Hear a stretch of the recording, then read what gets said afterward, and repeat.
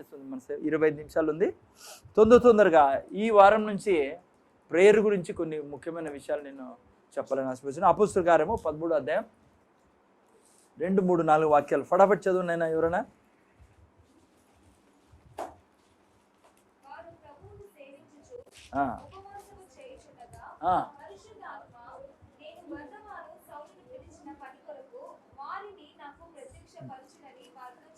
జాగ్రత్త వినాలైనా. ఇక్కడ చూస్తే అపోస్తలులకు పౌలు వీళ్ళంతా ఉన్నారు అక్కడ. వీళ్ళు ప్రార్థన చేస్తూ ఉన్నారు, ఉపవాసం ఉండే. అమ్మ అర్థమైంది. ఎక్కడ? అంతియోక్యలో ప్రార్థన చేస్తున్నప్పుడు వీళ్ళందరూ కలిసి పరిశుద్ధాత్మ దేవుడు వచ్చి అన్నాడు, అక్కడ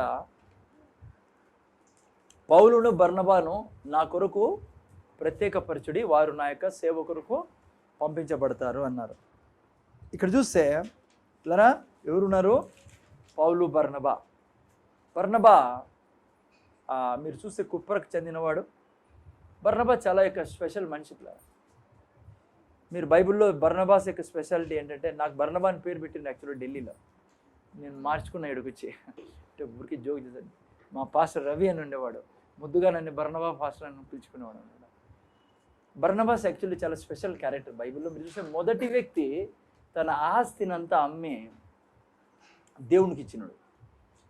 5వ అధ్యాయంలో మీరు చూస్తే 4వ అధ్యాయంలో అపోస్తలుల కార్యం 4వ అధ్యాయంలో మీరు చూసినప్పుడు పెంతెకోస్తు దినం తర్వాత అనేక మంది సంఘంలో రావడము, వారి స్థిరాస్తులన్నీ అమ్మేసి సంఘానికి ఇచ్చినప్పుడు వాళ్ళలో బర్నబా మొదటివాడు. చాలామంది ఇచ్చారు కానీ ఈ బర్నబా పేరే రాశారు. ఆయన ఆస్తి అంతా అమ్మి దేవునికి ఇవ్వడం జరిగింది. సో అంత గొప్ప వ్యక్తి బర్నబా. బర్నబాకి ఏమో పేరు పెట్టారు, చదవండి ఎవరు. 4వ అధ్యాయం 34, 37 చదవండి ఎవరైనా. అపోస్తలుల కార్యం 4. చదువు.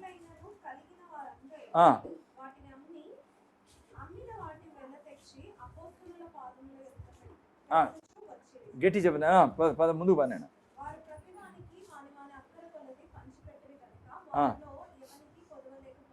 చూసారా మరి దేవుడు. మీరు ఆ తర్వాత చదువు నేను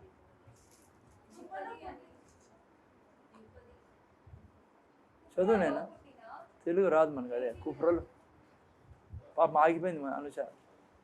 చదువు నేను.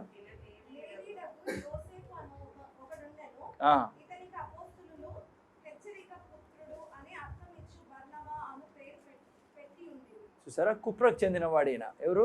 బర్నబా.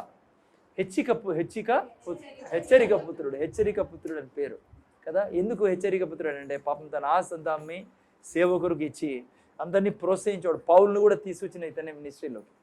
పౌలు ఒక చోటు ఉన్నప్పుడు హెచ్చరిక పుత్రుడు. సో అందరినీ మినిస్ట్రీ నడిపించి ఆస్తి కూడా ఇచ్చేవాడు. పిల్లరా, ఒక గుడ్డి కుడితే ఏమంటే, నిజంగా మీరు దేవుణ్ణి ప్రేమిస్తున్నారు, దేవుని సేవని ప్రేమిస్తున్నారు, సువార్త ప్రేమిస్తారంటే దేవునికి ఇచ్చే దాంట్లో ఎన్నకలు ఉండరు. దాన్ని బట్టి మనం అర్థం చేసుకోవచ్చు బర్నబా జీవితాన్ని బట్టి. ఓకేనా? సో అందుకే పెద్ద గుర్తుంది, మనం దేవుణ్ణి ప్రేమిస్తా అంటే డబ్బు అవసరం, మనకు డబ్బు కావాలి, అందుకే దేవుడు డబ్బులు ఇచ్చే దేవుడు. కానీ డబ్బు ఇచ్చేదానికి మనం వెనకాడం, దేవుని సేవకు డబ్బు ఇచ్చేదానికి వెనకాడం. ఓకేనా? ఇక్కడ చూస్తే అతి ముఖ్యమైన 2 పదాలు ఇక్కడ మళ్ళీ వాపసు రండి. 13వ అధ్యాయంలో ఫాస్ట్గా చెప్పేస్తాను నేను, టైం లేదు. ఉపవాసం ఉండి ప్రార్థన చేసిరి. ఎప్పుడు ప్రార్థన చేసినారు వీళ్ళు? యాక్చువల్గా ప్రార్థన చేసుకుంటూ ఉన్నారు, ఉపవాస ప్రార్థనలో ఉన్నారు. కానీ పరిశుద్ధాత్మ దేవుడు మధ్యలో ప్రవచన వరంగా వీళ్ళతో అంటాడు, బర్నబాని పౌల్ని నా కొరకు వేరుపరచండి అన్నప్పుడు మళ్ళా ఉపవాసం ఉండి ప్రార్థన చేసి వారి మీద చేతులుంచి ప్రార్థన చేసిన తర్వాత వారిని సేవకు పంపించారు. దాని తర్వాత పంపించారు? ప్రార్థన తర్వాత. ఓకే, ఉపవాస ప్రార్థన తర్వాత పంపించారు.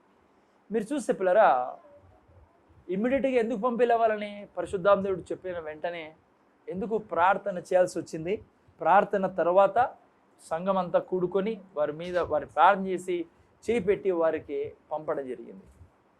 ఏంటి మనం నేర్చుకుంటున్నాం ఈ యొక్క వాక్యంలో అంటే, మీకు నాకు దేవుడిచ్చిన ఏ పనైనా సరే, అది అమ్మా నువ్వు సండే స్కూల్ టీచర్ అయినా, నువ్వు అపోస్టలు అయినా, ప్రీచర్ అయినా, పాస్టర్ అయినా, నీకు ఇచ్చిన సేవని నువ్వు చేసే ముందు నీకు ఉండాల్సిన, నైనా ముందర చూడు, అనుష పైన చూడు, నీకు ఉండాల్సిన గుణం ఏమంటే ప్రార్థన గుణం.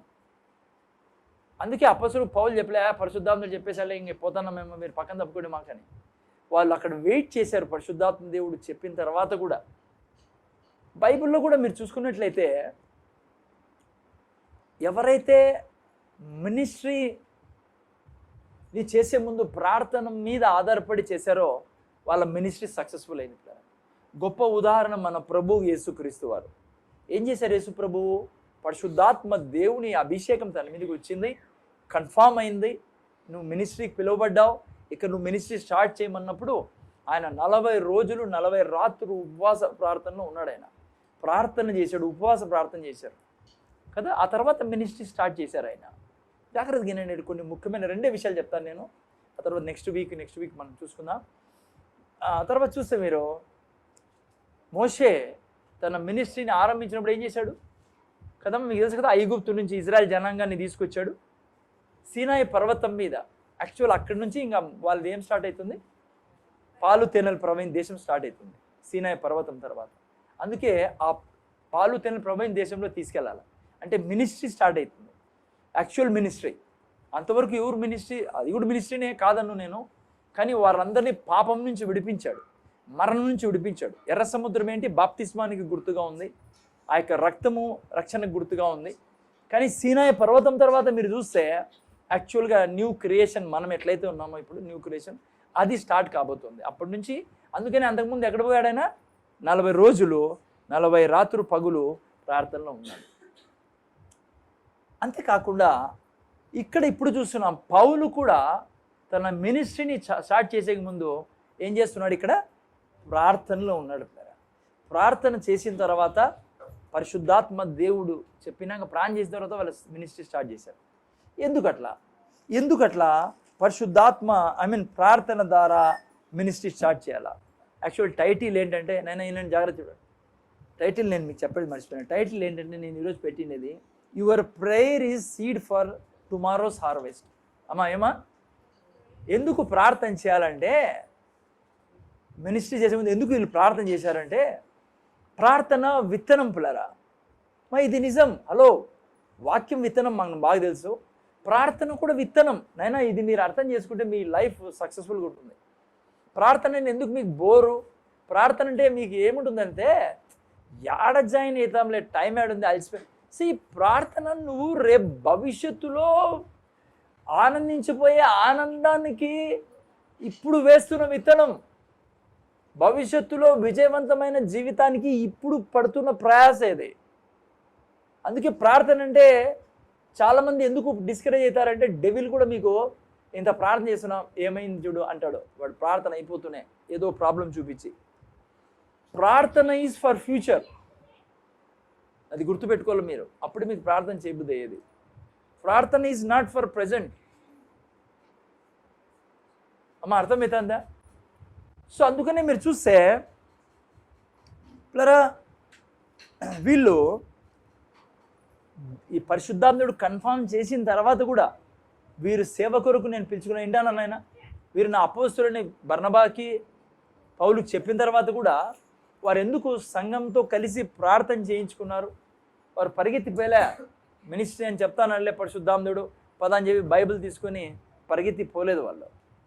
వాళ్ళు వెయిట్ చేసి ప్రార్థన చేయించుకొని ప్రార్థనలో ఉండి, ప్రార్థన ద్వారా వారు పొందుకున్న ఆ యొక్క మేలుల ద్వారా ప్రార్థన అయిపోయిన తర్వాత మినిస్ట్రీని వాళ్ళు స్టార్ట్ చేశారు.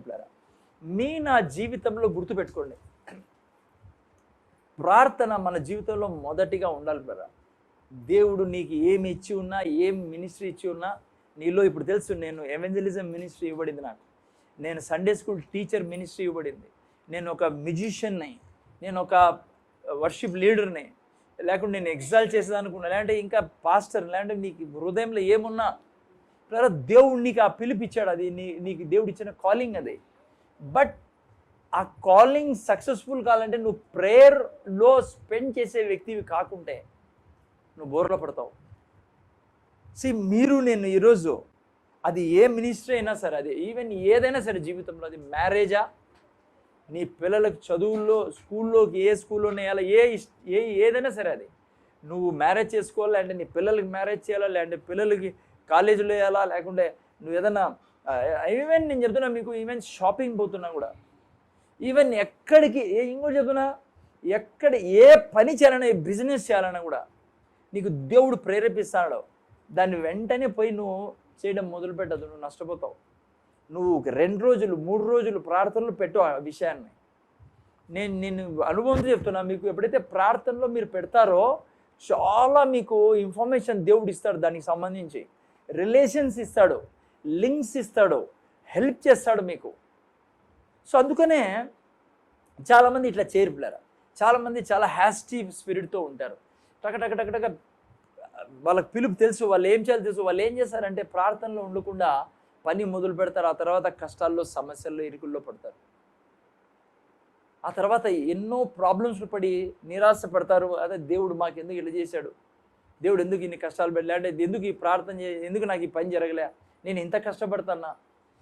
ప్రేయర్ లైఫ్ చాలా ఇంపార్టెంట్. మీకు ఇచ్చిన కాలింగ్ని, మీకు ఇచ్చిన టాలెంట్ని వినియోగించుకునే ముందు ప్రేయర్లో గడపడం. అందుకే యేసుప్రభు ఏమన్నాడు, మీరు శోధనలో పడకుండా ఉండాలంటే ఏం చేయాలంట, నాకు బాగా తెలుసు. మీరు ఏదైతే పని చేయాలని కోరుకున్నారో అది ఏదైనా సరే, వాళ్ళంటే అపోస్టల్షిప్ ఇచ్చారు, వాళ్ళకి ఎవెంజలిజం ఇచ్చాడు దేవుడు, వాళ్ళు మినిస్ట్రీకి పోతున్నారు. ప్రార్థన లేకుండా నువ్వు ఏది స్టార్ట్ చేసినా నీకు దెబ్బ పడుతుంది. అందుకే యేసుప్రభు అన్నాడు, నువ్వు శోధనలో పడతావు. అందుకే కీర్తనకారుడు ఒక మంచి మాట అంటాడు ప్రార్థన గురించి. నేను చదివిస్తాను మీకు. 42:8 చదవండి. ఏం రాయబడిందో చూడండి. 42:8.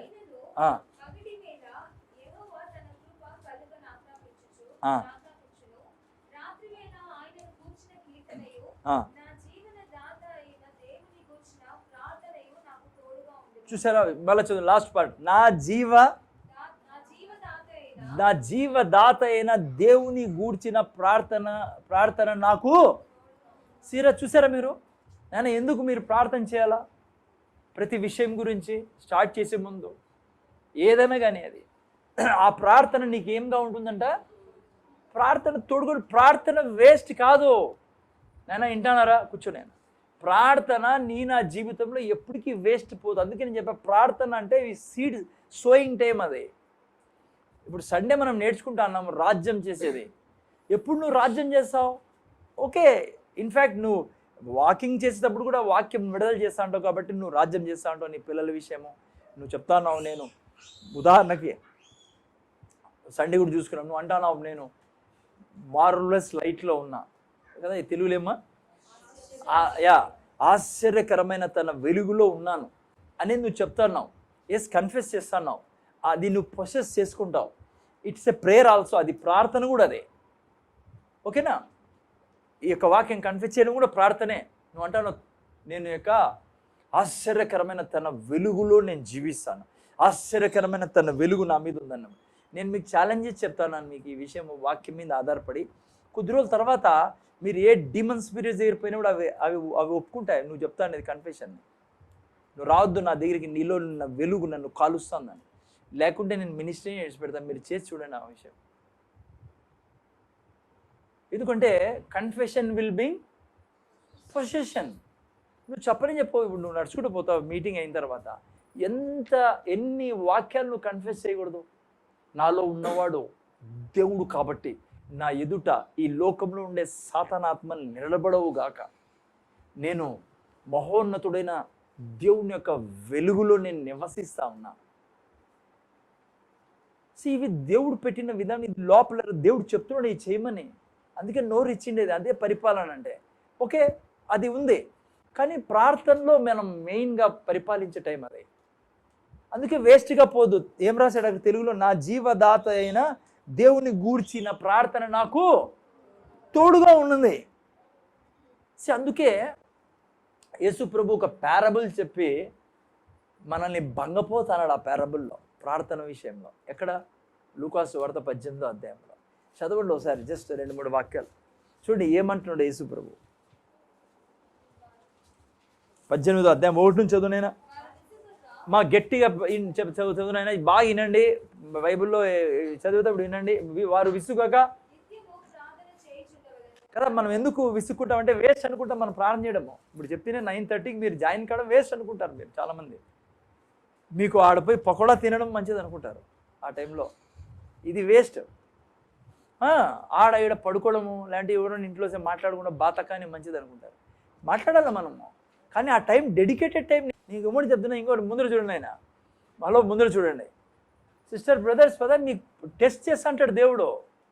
God is a testing God. ఆ టెస్ట్ కాదు రోగం ఇచ్చి రైలు కింద పడేసి నువ్వు పోతుండే చైన్ పీక్కొని పోయి దొంగలను పంపించి అట్లా గలీజ్ పనులన్నీ దేవుడు చేయడు, చెత్త పనులన్నీ.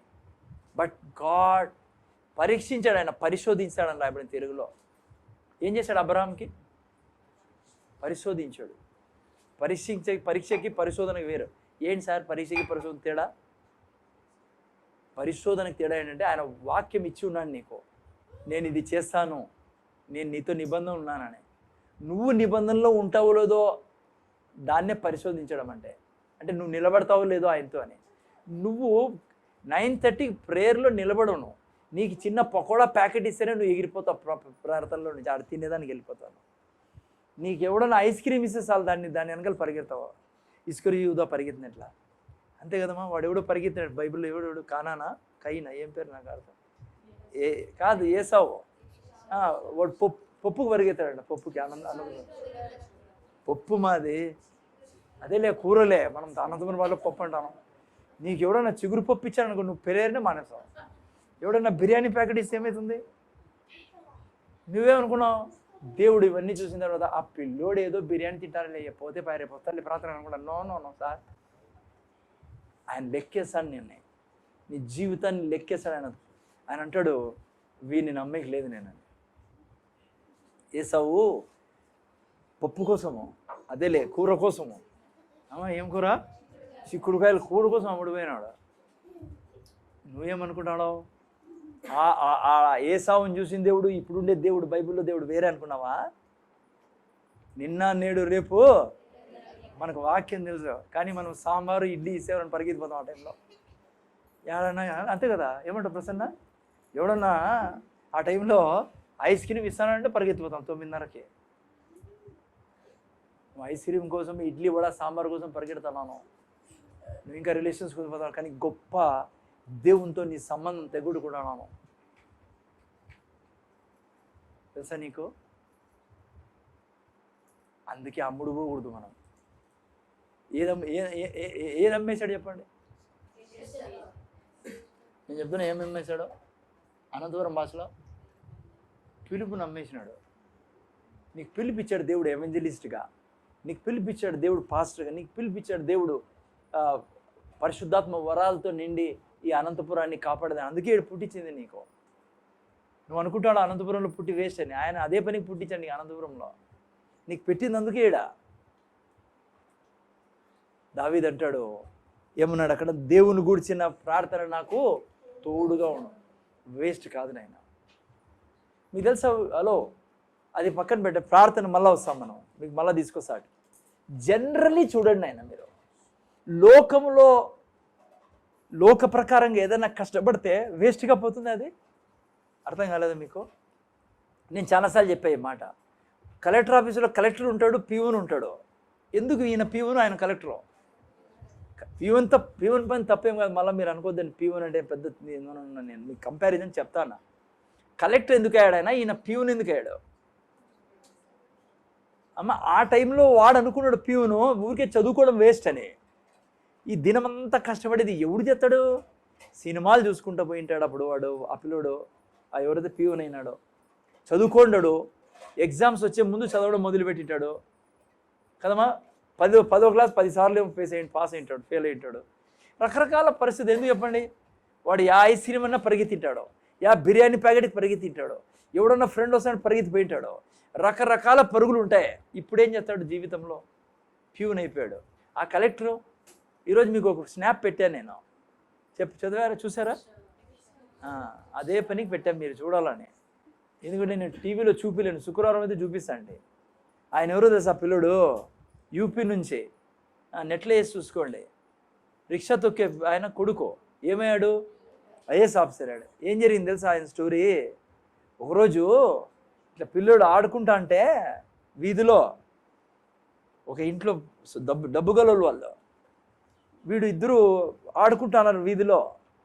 సరే ఆ పిల్లోడిని పిలిచకపోయినాడంట, పిల్లోడు చిన్న పిల్లోడు, అంత ఆ వయసు పిల్లోడు పిలిచకపోతే వాళ్ళ అమ్మ అనిందంట వీడితో, ఏంద్రా ఆ పిల్లోని పేరు పిలిచినాడు, ఏదో పేరు, ఆడుకుందాంరా అని. నీకు నా పిల్లోని పేరు పిలుస్తావా?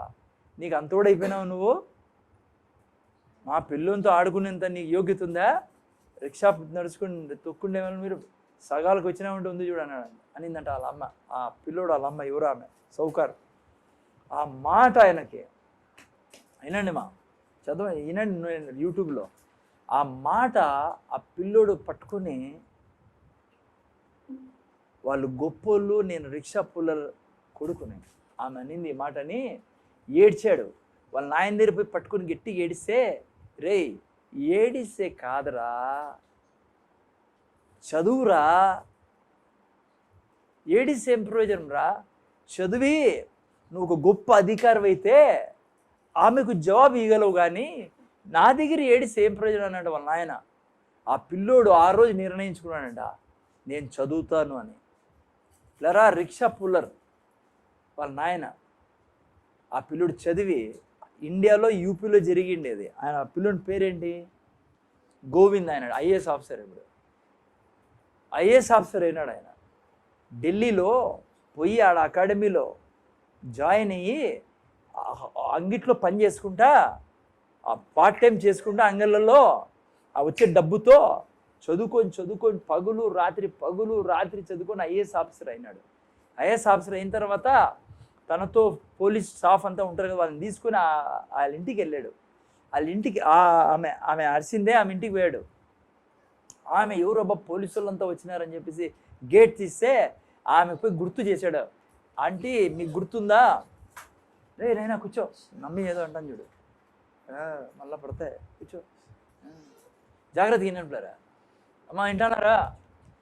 ఆమెతో పోయి చెప్పాడంట, అంటే ఇట్లా పరిస్థితి మీకు గుర్తుందా అంటే, గుర్తుంది నైనా అనిందంట.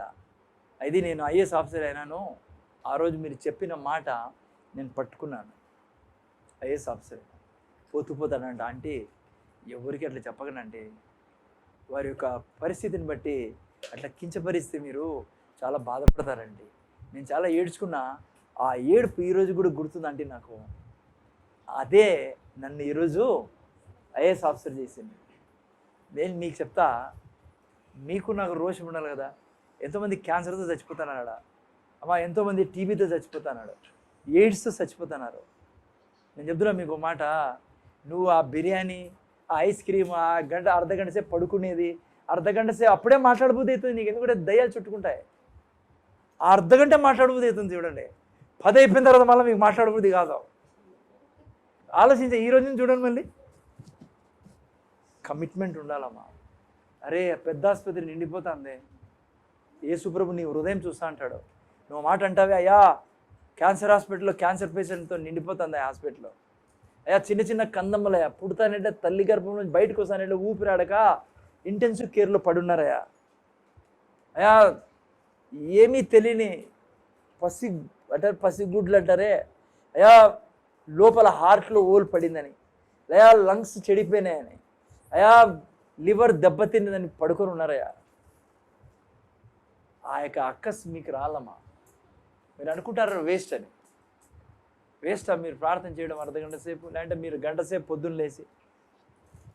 నేను ఇప్పుడు చెప్పా, కలెక్టర్ ఎందుకైనాడు, ప్యూన్ ఎందుకైనాడు, ఈ రిక్షా పుల్లర్ కలెక్టర్ ఎందుకైనాడు? నేనంట నువ్వు ఆత్మీయంగా ఈ పట్టుదలతో, నాకు దేవుడి యొక్క బిడ్డనే, నేను తేజోవాసుల స్వాస్థ్యాన్ని పొందుకున్నానే, చీకటి నుంచి విడిపింపబడి ఆ యొక్క ఆశ్చర్యకరమైన వెలుగులో జీవిస్తానా నేను.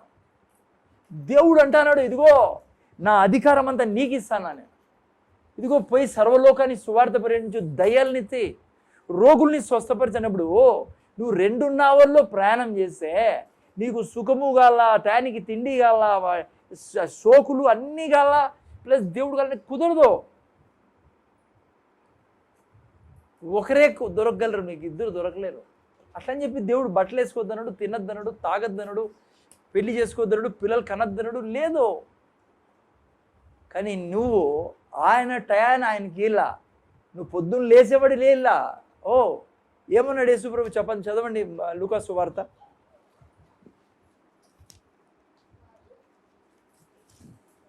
లూకాసు వార్త 22:40. జాగ్రత్త తినప్పుడు ఏమన్నాడు చూడండి, తొందరతో తిని. ఎవరైనా మత్తయి వార్త 26 తీసి పెట్టండి. ఆ చోటు చేరి అమ్మా వింటారా, మీరు శోధనలో ప్రవేశించుకున్నట్లు చూడండి. యేసు ప్రభు చెప్తా ఉండేది ఏనా, వింటానారా? అందుకే నువ్వు బాబు విను, పొద్దున్నే బయలుదేరే ముందు నువ్వు ప్రార్థనలో గడపాలా, లేదంటే నువ్వు శోధనలో పడతావు. పోనీ ఇంకో వాక్యం చదవండి, మత్తయి వార్త 26:47 కూడా చదవండి. నేను మళ్ళీ కొన్ని విషయాలు మీరు శోధనలో ప్రవేశించుకున్నట్లు ఎట్లంట, ఎందుకు చెప్పాలి ఆ మాట? మెలకుగా ఉండి ప్రార్థన చేయుడి, ఆత్మ సిద్ధమే కానీ శరీరం బలైన. నీ యొక్క స్పిరిట్ రెడీ ప్రార్థన చేయాలని కోరుకుని నీ శరీరం ప్రార్థన చేయనీది. ఎందుకంటే సాతాను నిన్ను శోధనలో పడేదానికి ప్లాన్ చేసినాడు కాబట్టి వాడు నిన్ను ఆపాల. ప్రేయర్ చేయకుండా నువ్వు పొద్దున్న లేచి మా ఇంటానారా, నువ్వు ప్రార్థన జీవితంలో ఉండకుండా నిన్ను ఆపాలా సాతాను. ఎందుకంటే వాని ప్లాన్స్ అన్నీ ఉన్నాయి నీకు వ్యతిరేకంగా. యాక్సిడెంట్ చేపిల్ల, నీకు కాళ్ళు ఇరిగిపోలా, చేతులు ఇరిగిపోవాడు, వేరే వాళ్ళని రెడీ చేసుకున్నాడు నీ మీద వాడు అటాక్ చేయడానికి. అమ్మా వింటానావా, నువ్వు స్కూటర్లో సరిగ్గా పోతానావు, వాడు వాడిని క్యాండిడేట్ని రెడీ చేసి పెట్టుకుంటాడు దూరమని. వాడు క్యాండిడేట్ రెడీ చేసుకుంటాడు, నువ్వు కారులో పోతాడంటే దూర్పించదానికి కారులోకి. అమ్మ నవ్వుతుంది మాధవి. నువ్వు కరెక్ట్ దిగేటప్పుడు బస్సులో నుంచి, ఎందుకంటే ఆమె కారులో పోదు కాబట్టి ఆమెకు తగ్గట్టుగా చెప్పాలి. ఇక్కడ కరెక్ట్గా ఆ టైంలోనే స్కూటర్ రోడ్డు దూరుతాడు, నువ్వు కరెక్ట్గా దిగేటప్పుడు. ఎందుకు? వాడు రెడీ చేసి పెట్టుకోండి. నువ్వు ప్రార్థన చేసినావు అనుకో, ఏమవుతుంది చెప్తున్నా? 91:15 చదవండి, ఏమవుతుందో. 91:15 కీర్తన 91:15 ఫాస్ట్గా చదవండి. నేను ఏమవుతుంది? నువ్వు పొద్దున్నే లేచి రెడపా శరీరం లాగుతా. ఇది యేసుప్రభు చెప్పాను, నేను చెప్పలే.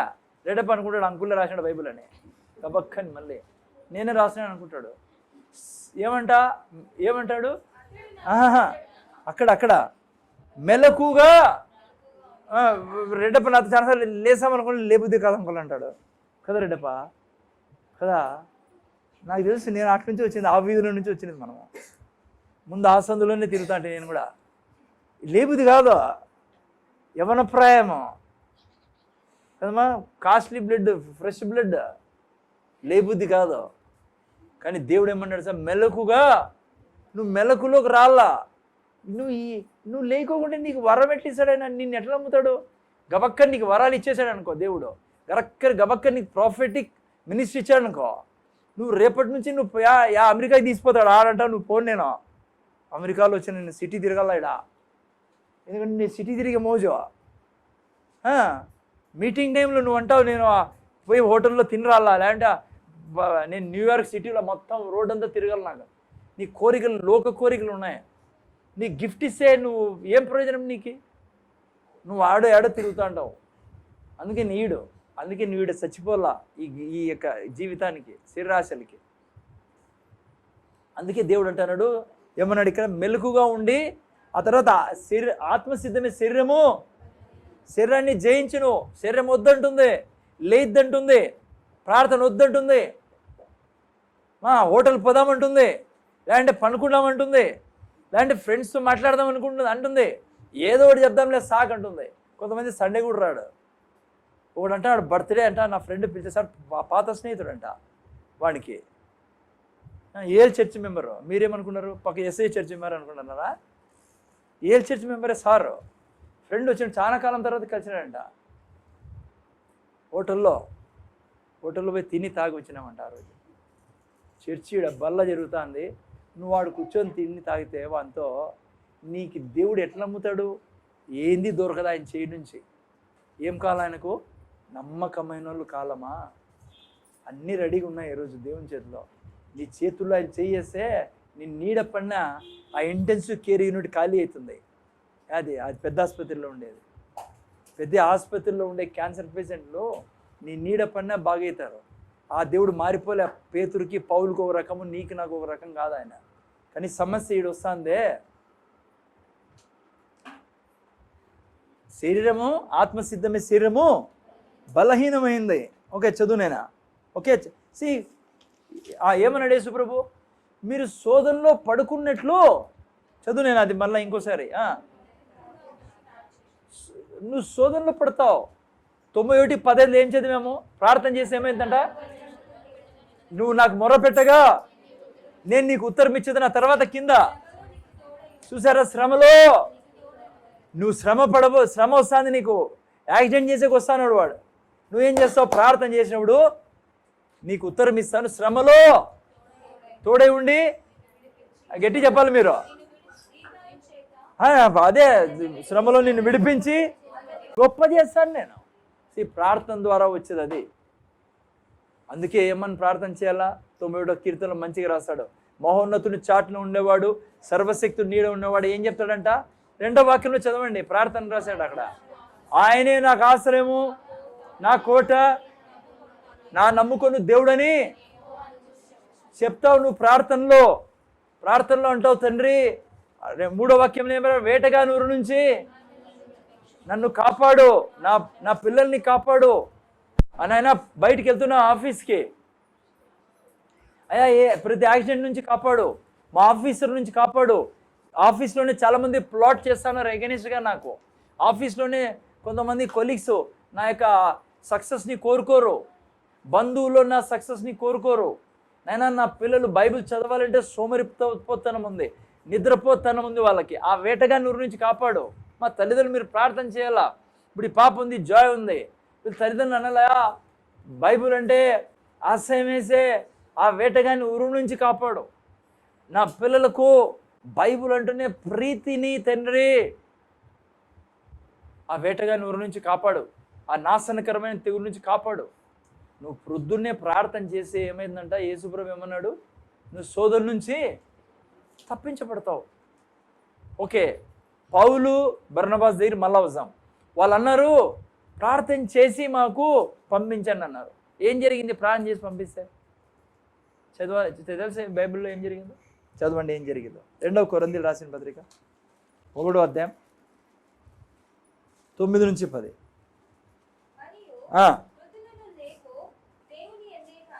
చూసారా ఏం జరిగిందంట? వీళ్ళకి ప్రార్థన చేసి పంపిస్తే మృతులయందు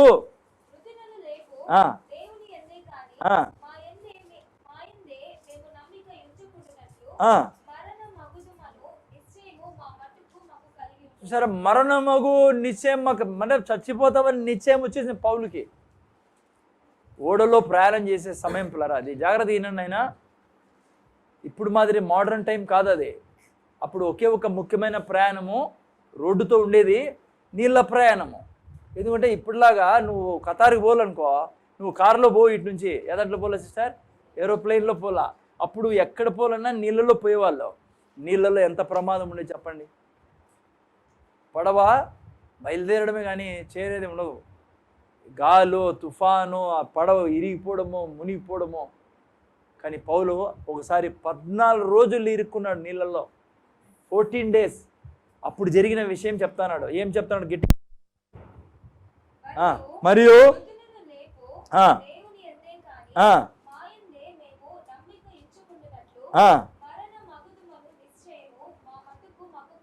చూసారా, మరణం అయిపోతాము, ఫినిష్ మా పని, ఇంకా బయట పడలేము అనుకున్నారంట. అయితే ఏం జరిగిందంట? తప్పించాను. ఎందుకు? చదువునైనా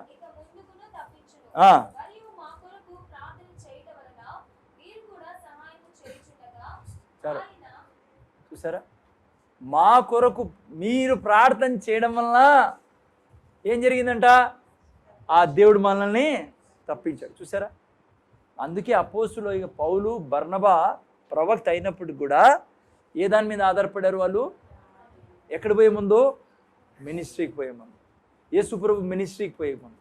నీకెంత ధైర్యం? నువ్వు పొద్దున్న లేచి తినేది మాత్రం మర్చిపోవు, కానీ ప్రార్థన మాత్రము. నువ్వు పొద్దున్న లేచి ఎలా బయటికి పోతావు నువ్వు వితౌట్ ప్రేయర్? యేసుప్రభు అంటాను, అయినా శోధనలో పడతావురా ప్రార్థన చేయకుంటే. అంటే నువ్వు చెప్పుకుంటా అంటావు కానీ అని చెప్పేసి నువ్వు పొద్దున్న లేచి ప్రార్థన చేయవు. నీ పిల్లల కోసం ప్రార్థన చేయవు, వైఫ్ కోసం ప్రార్థన చేయవు, హస్బెండ్ కోసం చర్చ్ కోసం ప్రార్థన చేయవు. నువ్వు ఒక రెస్పాన్సిబుల్ పర్సన్వి. నువ్వే చేయకుంటే దేవుడు ఎట్లా నమ్ముతాడు నిన్ను? ఎందుకు చేయడంలా? నీ శరీరం నిన్ను బలహీనపరుస్తుంది. నీకు తిండి, నీళ్లు, బట్టలు, స్నానము,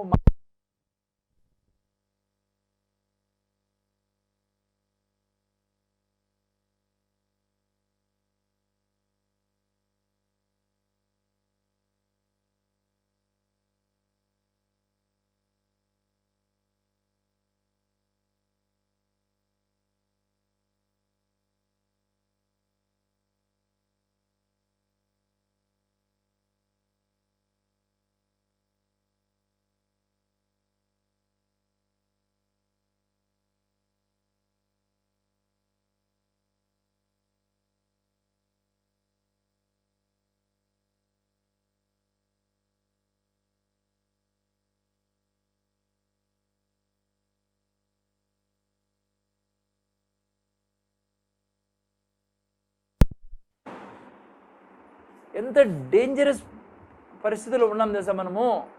మీకు చెప్పాను చాలాసార్లు ఫిగర్లు. ఇండియాలో బయటికి వెళ్ళేటప్పుడు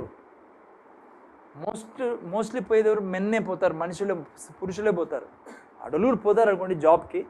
మీకు తెలుసా ఇండియాలో పొద్దున పోయి బాయ్ అని ఇంటికి పోయి ఇంట్లో చెప్పిపోయి సాయంత్రం రాని వాళ్ళ ఫిగర్ ఎంతమంది తెలుసా? 4500. 4500 మంది. ఏమో వింటారా? 4500 మంది ఇండియాలో. ఇండియా ఫిగర్ ఇది. పొద్దున్నే ఇంటి నుంచి బయలుదేరి వాపస్ మళ్ళీ ఇంటికి పోరు. సజీవంగా శవంగా అన్న పోతున్నారు, లేదంటే మార్చురీ కన్నా పోతున్నారు. These are figures. 4500 మంది ఇండియాలో. అంటే మిగతా డెత్ వేరే. అంటే స్టడీ చేశారు ఇంట్లో.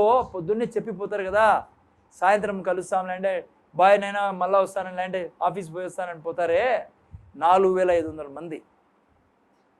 22,500 మంది వరల్డ్లో ఒక రోజుకి. మార్నింగ్ టు ఈవినింగ్ ఫిగర్ ఇది. మీకు చాలాసార్లు చెప్పా. మీకు తెలుసా ఇండియాలో ఇప్పుడు రాత్రి 10 గంటలకు పడుకుంటే పొద్దున్నే 5 o'clock లేని వాళ్ళు ఎంతమంది తెలుసా? ఇండియాలో 32,500 మంది. వరల్డ్లో 32,500 మంది. అంటే రాత్రి పడుకొని పొద్దున్నే లేనోళ్ళు, అంటే ఆన్ ద బెడ్ చచ్చిపోయేవాళ్ళు. నిన్ను లేపి దేవుడు ఊపిరిస్తే, నీకు జీవం ఇస్తే, ఆయన కోసం టైం లేదా? పొద్దున్నే నీ దగ్గర లేచి అర్ధగంట ఆయనతో ప్రేమించవు ఆయన్ని. అదే నీ భార్య పొద్దున్న లేచి నీకు కనపడలేదు అనుకో, ఏం చేస్తావు? జవాబు లేదు. నువ్వు పొద్దున్న లేచావు 5 గంటలకి, నీ భార్య లేదు ఇంట్లో, ఏం చేస్తావు నువ్వు? నీ ఎట్లుంది నీ లైఫ్? నువ్వు భార్య ఇడిచిపెట్టి భార్య అడిగి పోదు అనుకున్నావు. పొద్దున్న లేచావు, రాత్రి కలిసి పడుకున్నారు భార్య భర్తలు. పొద్దున్నే నీ భర్త లేడు, ఎక్కడికి వెళ్ళిపోయారు తెలీదు, యాడున్నాడో తెలీదు. నువ్వు కిచెన్ ఎతికావు, బాత్రూమ్ ఎతికావు, బయటికి ఎతికావు, అయితే ఫోన్ చేసావు, అత్తకు ఫోన్ చేసావు, మామకు ఫోన్ చేసావు, అందరు ఫోన్ చేసావు, ఊరు ఏమో మాగలదా అన్నారు. నీ పరిస్థితి ఏం చెప్పు?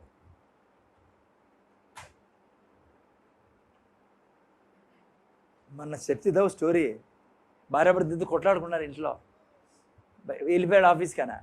వెళ్ళిపోయిన కొంచెం సేపుకి 3 గంటలు 4 గంటల తర్వాత ఫోన్ వచ్చింది ఇంటికి. ఎవడో ఫోన్ చేశాడు అక్కడి నుంచి. అమ్మ ఈ నంబర్ ఎవరిది అంటే మా ఆయనదంటే, అమ్మ మీ ఆయన, సారీ అమ్మ మీ ఆయన చచ్చిపోయినాడు, లారీ కింద పడియడా అని చెప్పాడంట. ఆమె గోంగులు పెట్టి ఏడుస్తాను. ఆ తర్వాత ఆయన ఫోన్ ఎత్తడంలే, ఎవరైతే ఫోన్ చేశారో. ఎందుకంటే ఆ ఫోన్ ఎవరిది? భర్తది.